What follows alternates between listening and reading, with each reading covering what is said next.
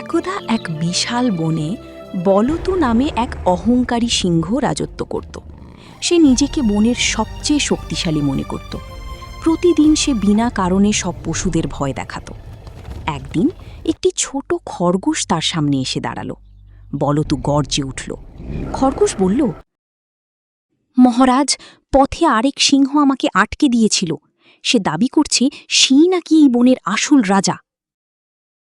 রাগে ফুঁসে উঠে বলতু বলল, এখনই তোমাকে খেয়ে ফেলবো।